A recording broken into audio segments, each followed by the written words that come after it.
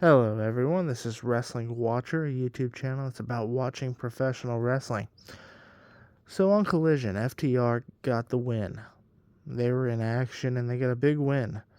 It was a great match. I watched start from finish and I was really entertained. They faced off against Adam Priest and Tommy Billington, the nephew of the late great Dynamite Kid, famous for being in a tag team in the 80s called the Bulldogs, the British Bulldogs. He teamed with the British Bulldog. This match, from start to finish, was really good.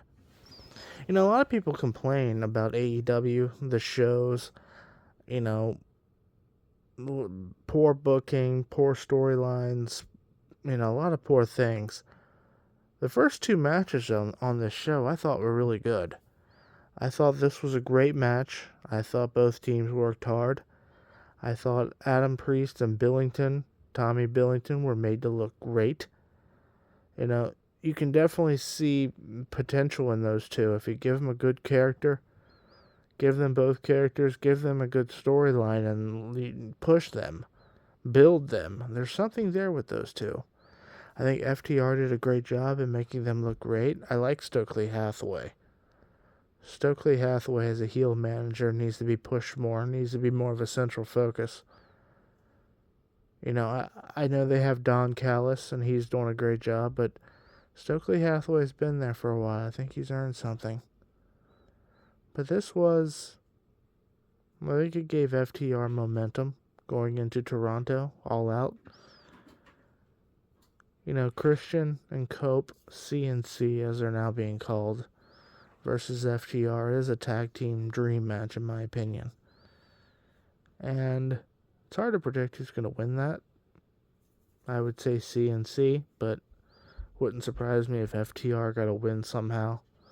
If it wasn't in Toronto, I would definitely like FTR getting a win. But since it's in Toronto, the hometown, you kind of got to give Christian and Cope their dues there. But this was a great match. Adam Priest, he looks great. Great shape. Tommy Billington looks... both those guys are,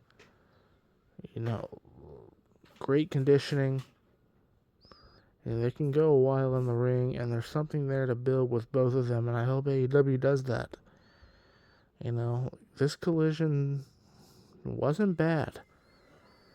I don't think it was that bad. There was the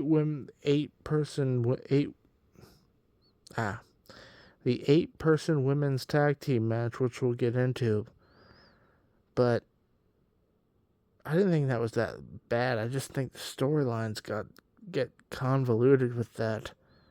It's kind of hard to follow because it feels like their women's division, every time I watch it, there's 3-4 storylines going into one match, and it's just hard to keep up with sometimes. But this FTR match, it was... Man, they made the other team look great, and then they eventually put them away. It was standard classic professional wrestling. Nothing wrong with it, in my opinion. That's going to be all for this one, guys. Thank you.